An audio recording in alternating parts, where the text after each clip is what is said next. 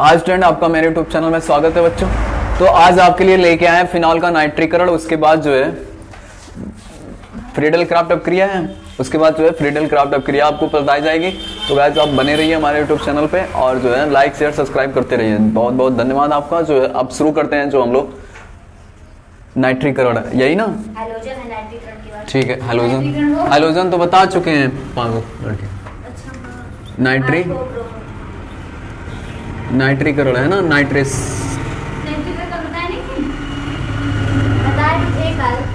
Nitration देखो पहले, उसके बाद जो है बात करना नाइट्रेस नाइट्रीकरण ना। तो क्या करते हैं देखो, नाइट्रीकरण में आधा अधूरा बताए थे। अभी देखो नाइट्रीकरण में हम फिनॉल लेते हैं, ठीक है। फिनॉल की क्रिया जो है HNO3 से कराते हैं और ये कैसा होता है? तनु होता है। क्या होता है? तनु। और इसकी उपस्थिति शांत सल्फ्यूरिक अम्ल की उपस्थिति में कराते हैं, शांत सल्फ्यूरिक उपस्थिति में, ठीक है। तो ये क्या करता है? आर्थो इसका जनरेट करता है और साथ में पैरा, ये दो पोजीशन इसकी जनरेट कर जाती है ना। तो ये जो है नाइट्रीकरण, सबसे पहले तो इसमें जो है इलेक्ट्रॉन रागी उत्पन्न किया जाएगा। तो वो कैसे होता है देखो, NO और इसको बल्कि इधर दिखा दो, O और OH, ठीक। फिर इसमें देखो ये आपको क्या देगा? H प्लस देगा, क्योंकि ये एसिड है, H2SO4 एसिड है। तो ये क्या करेगा? यहाँ से H प्लस देगा और SO4 माइनस, ठीक है। ये प्रोटॉन क्या करेगा? इस ऑक्सीजन को अप्रोच करेगा। तो ये जो है कुछ इस प्रकार से हो जाएंगे, देखो। अरे यार जगह भी नहीं बची। ये H जो है इस ऑक्सीजन के पास आएगा, है ना। तो यहाँ आके जुड़ेगा तो क्या हो जाएगा? N double bond O double bond O H फिर H। अब इस पे पॉजिटिव चार्ज, ये आपका क्या हो गया? अस्थायी। यहाँ से बॉन्ड तोड़ेगा, ठीक है, ऑक्सीजन तुरंत ये अपने इलेक्ट्रॉन खींच लेगी। तो यहाँ से देखो इस पे माइनस, मतलब ये जल के रूप में क्या हो गया? बाहर हो गया, H2O के रूप में बाहर, और इस पे पॉजिटिव था। अब ये आपका नाइट्रो जो है इलेक्ट्रॉन रागी का काम करेगा और जो है ये कहाँ कहाँ जाके जुड़ेगा? एक आर्थो पे, एक पैरा पे। यहाँ OH हो जाएगा और यहाँ NO2। इसी तरह से दूसरा होगा, एक OH यहाँ हो जाएगा और एक NO2 यहाँ पैरा पे, है ना। तो पैरा वाला मुख्य होगा, मतलब ज्यादा बनेगा, ठीक है। और ये क्या होगा? अल्प होगा। क्या होगा? अल्प, ठीक है। तो अब जो है नोट करना है तो नोट कर लो मैकेनिज्म, ठीक है। तो जो है आगे अब देखते हैं ना, आगे देखते हैं।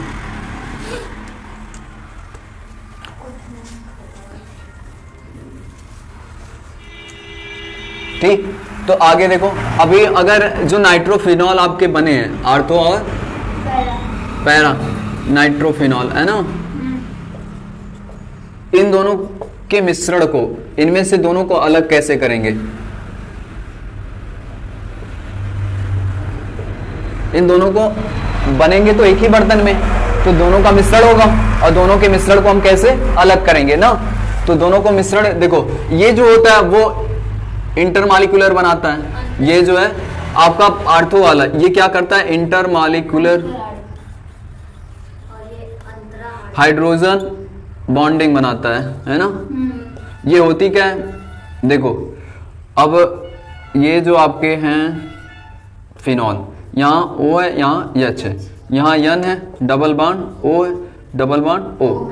तो ये जो नाइट्रोजन है वो नहीं, ऑक्सीजन, ये क्या करता है? इस हाइड्रोजन को खींचता है, इस हाइड्रोजन को खींचता है।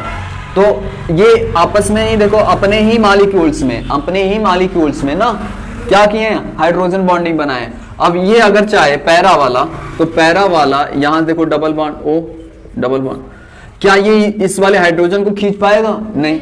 तो ये क्या करेगा? दूसरे पैरा वाले हाइड्रोजन को खींचेगा, मतलब एक दूसरा अणु होगा उसके हाइड्रोजन को ये खींचेगा।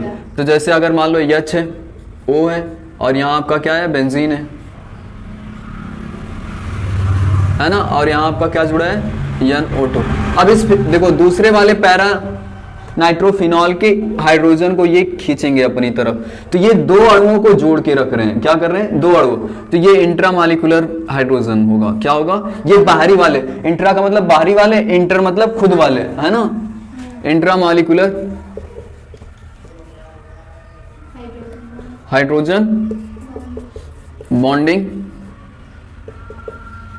बना रहा है ना। तो आप देखो जब दोनों को हीट करेंगे, तो अगर हीट करेंगे तो ये अपने खुद से बनाया, तो मतलब ये दूसरे अणु को नहीं जोड़ रहा है, ये दूसरे अणु को जोड़ रहा है।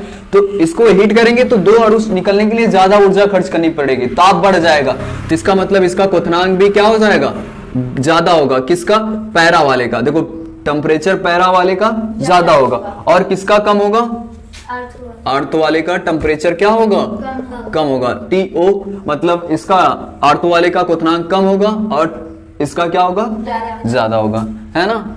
फिर इसी नाइट्रीकरण में एक और हेडिंग है, पिक्रिक अम्ल। ये सबसे ज्यादा जरूरी है, इसको नोट करके जो है,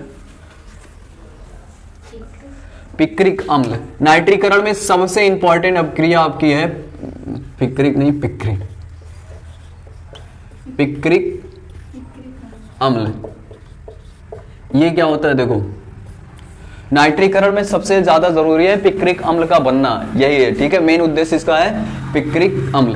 पिक्रिक अम्ल क्या होता है, देखो फिनॉल लेंगे, ठीक है, और यहां आपने जो नाइट्रीकरण में तनु लिया था ना, आपकी सांद्र लेंगे, क्या लेंगे, सांद्र। ये जो HNO3 था मतलब नाइट्रिक अम्ल, आपने वहां क्या यूज किया था, तनु। अब की बार क्या यूज करेंगे, सांद्र। और इसको कहां आप डालेंगे, फिनॉल लेंगे ना, फिनॉल, अच्छा बेंजीन है यहाँ H2SO4 में। तो देखो सांद्र सल्फ्यूरिक अम्ल जो इससे क्रिया नहीं करेगा, बल्कि जो है आपने ये जो लिया है, ठीक है, यही आपकी क्रिया क्या कराएगा, शुरू कराएगा। अगर आप इसको नहीं लेंगे तो यह क्रिया नहीं होगी। क्यों, क्योंकि H देखो ये है HNO3, तो ये आप अपने जलीय विलयन में क्या देते हैं, H प्लस और NO3 माइनस देगा, नाइट्राइड देगा, क्या देगा, नाइट्राइड।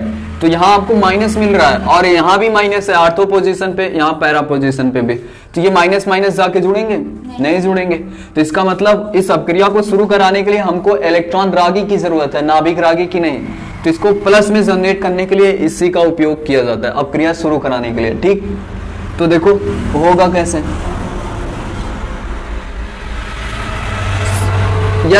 H2 है ना, ये अपने जलीय विलयन में H प्लस देगा और HSO4 माइनस।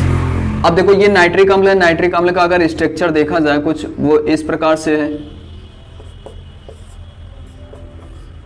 H है ना, यहाँ दो लोन पेयर है, सबके पास वैसे तो दो लोन पेयर है, ठीक है। तो अब यहां से H है, क्या है, H। जहां इलेक्ट्रॉन होते हैं वहां कौन सा चार्ज होता है, माइनस चार्ज।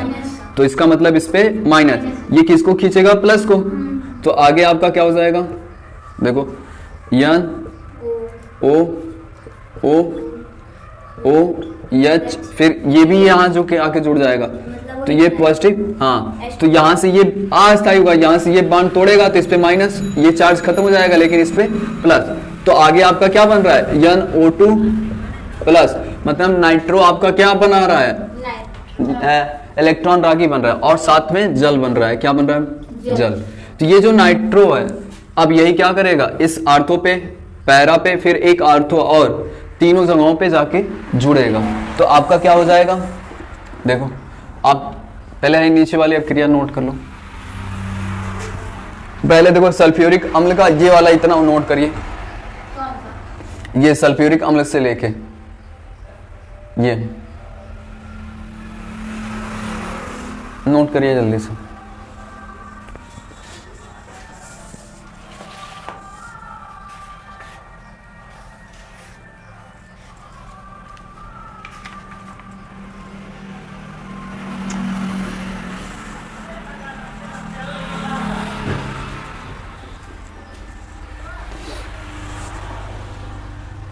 जल्दी करो, टाइम हो जाएगा, 50 हो जाएगा अभी। जल्दी करें, ये सुबह वाली टाइमियां पता नहीं चलेगी कब खत्म हो जाए।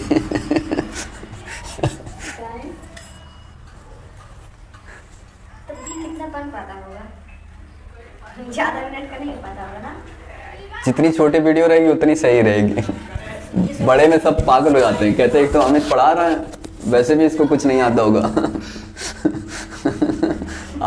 इतनी बड़ी बड़ी वीडियो बना के अपलोड किया है 1 घंटे का।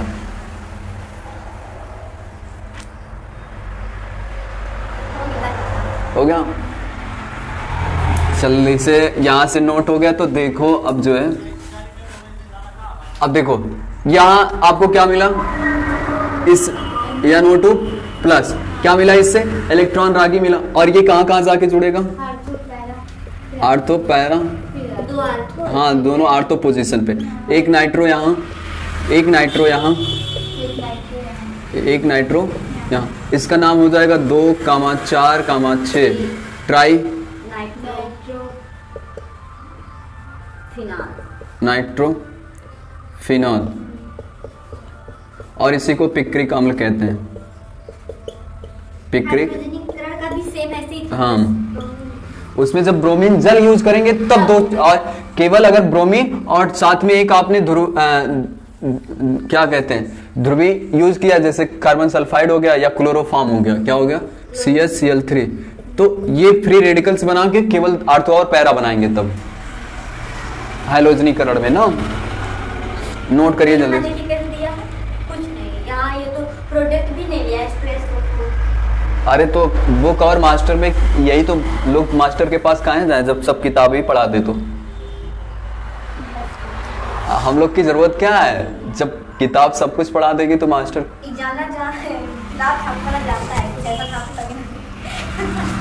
और किताब कौन लिखता है, हम ही जैसे लोग लिखते हैं,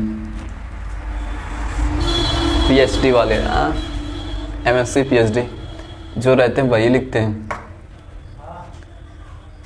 तू लोग भी एक तो नोट्स लिख के जो है PDF बना के बेचो, क्या दिक्कत है। वैसे भी अमित सर वाला PDF बहुत अच्छा है। देखो क्या नोट्स बनाए हम, यही अपना 12 वाला।